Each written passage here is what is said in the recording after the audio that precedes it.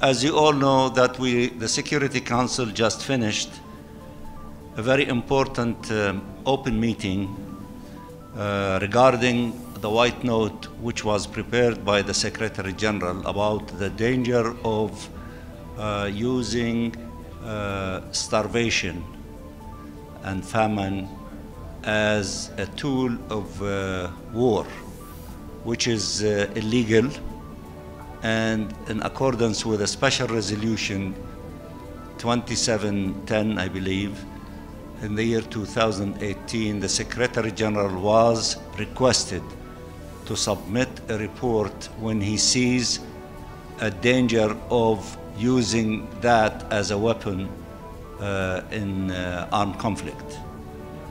You all heard the statements. Everybody expressed their concerns and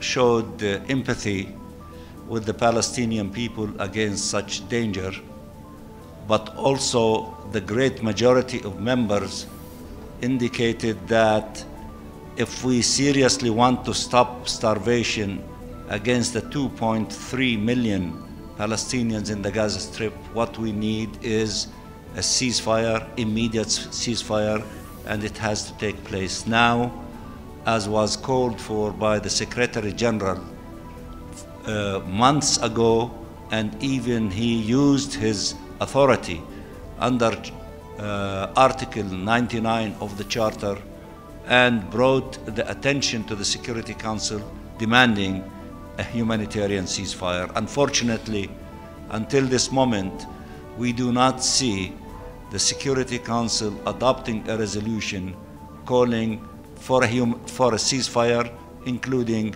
humanitarian ceasefire as requested or called for by the Secretary General. We are very grateful to Algeria, to Guyana, to Switzerland and Slovenia for calling for this open meeting to dwell on the White Note or the report of the Secretary General, which it might be revisited again at the end of month of March. But we felt, and these countries, which we are grateful to them, led by Algeria, called for this meeting now to continue the pressure on the Security Council to act, and to act now and as swiftly as possible to call for a ceasefire to save lives and to stop Israel from possibly invading Rafah and endangering 1.4 million civilians, Palestinians, who are cramped into that narrow area in Rafah and around Rafah, and the danger of pushing them into Sinai and having a second Nakba imposed on the Palestinian people. The Arab group decided, and we are implementing the strategy to keep pressuring the Security Council to act, to shoulder its responsibility, and we will be also pressuring the General Assembly. We requested a number of meetings. Tomorrow at 11 o'clock, the Arab group and the OIC as a whole will be having a meeting to discuss further the details of the strategy that was adopted by the Arab group to expand the support to the strategy to include the OIC, to include NAM, the African group, the European countries, and also the Latin American countries. We have to keep knocking on the door of the General Assembly, the door of the Security Council, until we see an end to this tragedy and to this carnage the Palestinian people are going through as a result of the aggression of the State of Israel against our people.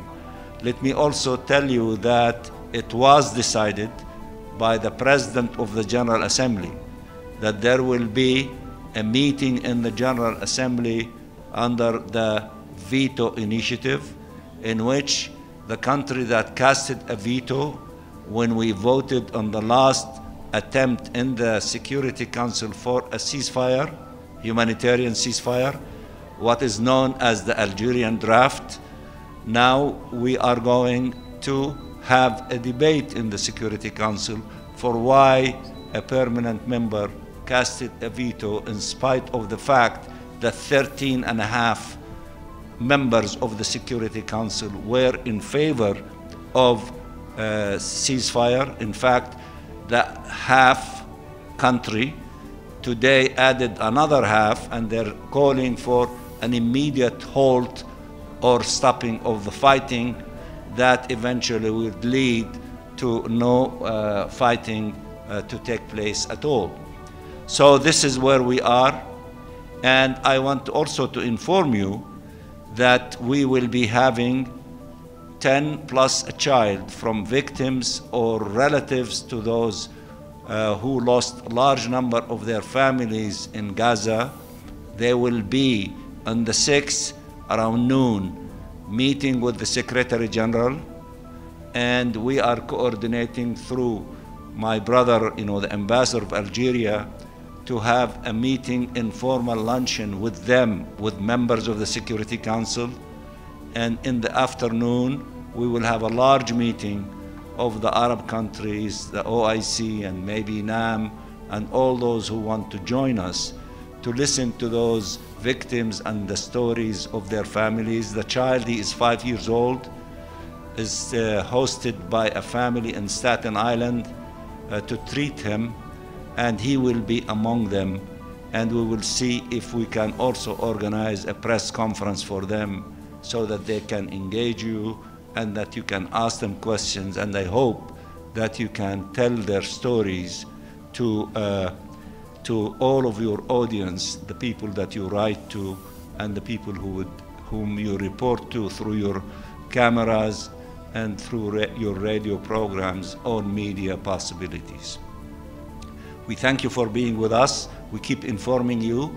We will continue to do so, so that you can tell the tragedy of the Palestinian people, and in addition to that, to keep the pressure on those who are not listening to the hundreds of millions who are in the streets, including New York City, calling for a ceasefire and a ceasefire now.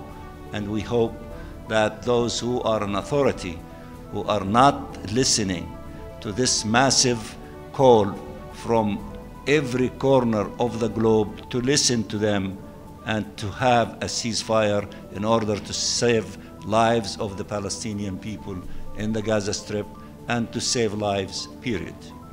If you have one or two questions, and then we will call it over.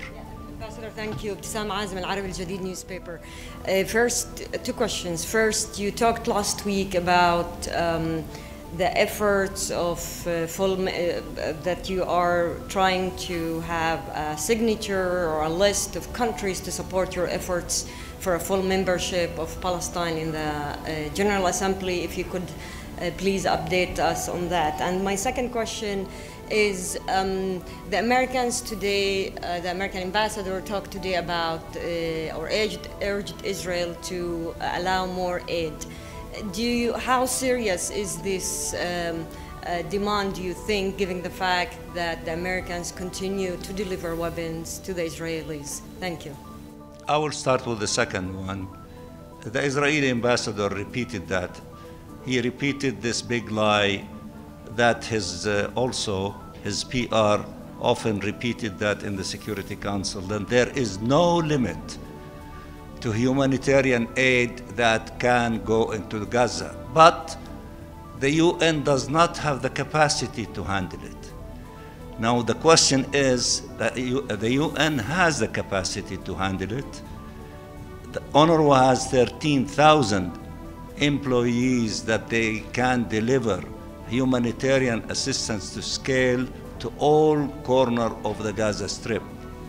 But if the bombing is on top of their heads and the tanks artillery are killing them, and they killed so far more than 160 of UNRWA employees and other UN employees, then if your life is in danger It's not that you don't have capacity. You are afraid to carry out your duty under these conditions. If we have a ceasefire and they stop endangering their lives, not only they will see the 13,000 brave employees of UNRWA taking the maximum amount of humanitarian aid to reach all parts of Gaza, starting with the north and the south and the east and the west and everywhere. And I can even say that they might have an additional 5,000 or 10,000 volunteers from international humanitarian organizations and brave doctors that will come running to Gaza in order to save lives in the Gaza Strip. So therefore, this lie by the Israeli representatives that they will welcome an unlimited amount of humanitarian aid to come, and in fact he said there are 500 truckloads outside Karim Abu Salim ready to enter, but the United Nations does not have the capacity to handle these things. This is a big lie. It is, there is fear for everyone in Gaza, including UNRWA employees and others, as long as there is bombing and killing and tanks and artillery and all kinds of weapons, killing everyone in the Gaza Strip. If you do not look for a place to hide in order to save your life, then even if you have 10,000 truckloads and maybe thousands of truckloads are lining up from Al-Arish to Rafah, but because of this situation in the Gaza Strip, it is not possible to distribute much.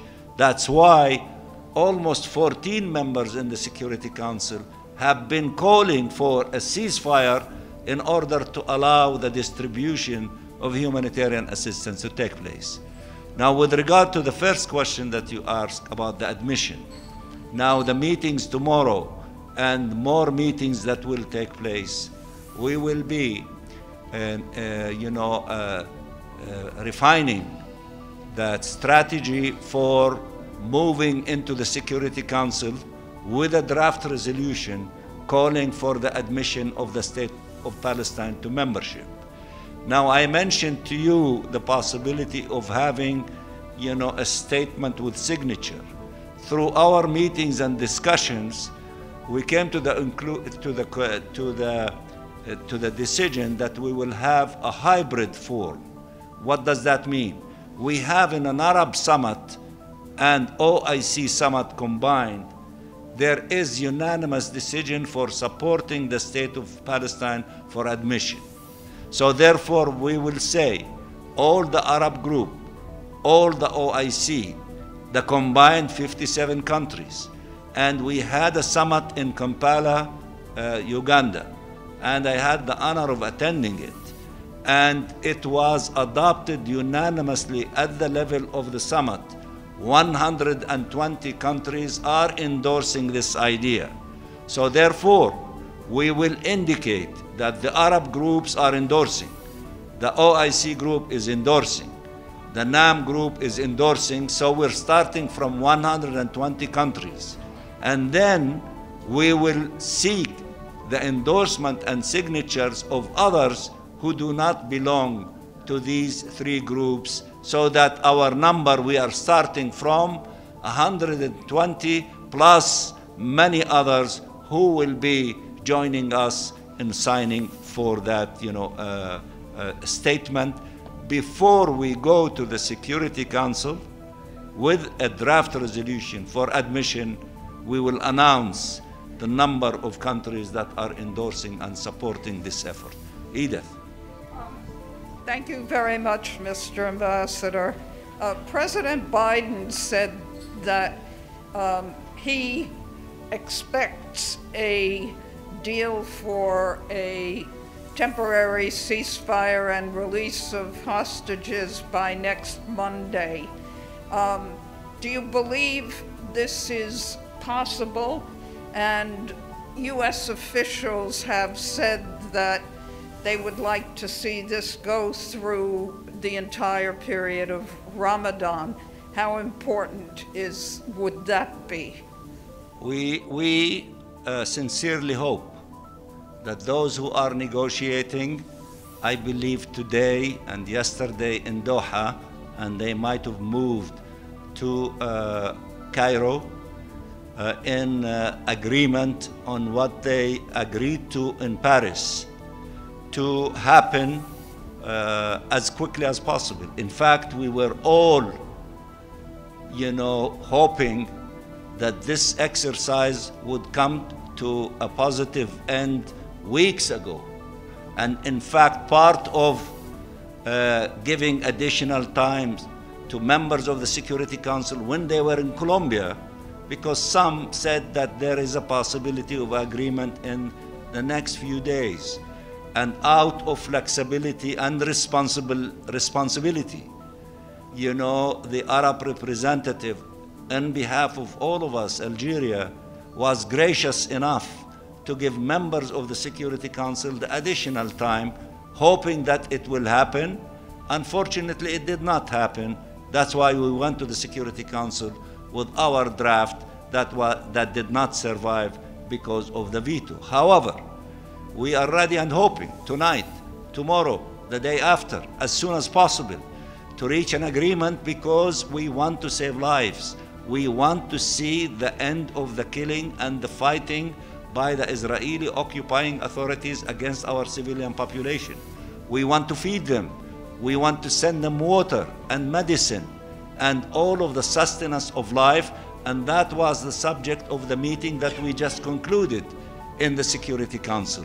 So therefore, we hope the President of the United States is the President of the United States. If he said that by Monday that there will be a ceasefire, what do you think? You are a seasoned diplomat. You've been around for a long period of time. When the President of the United States speaks, how should we take it?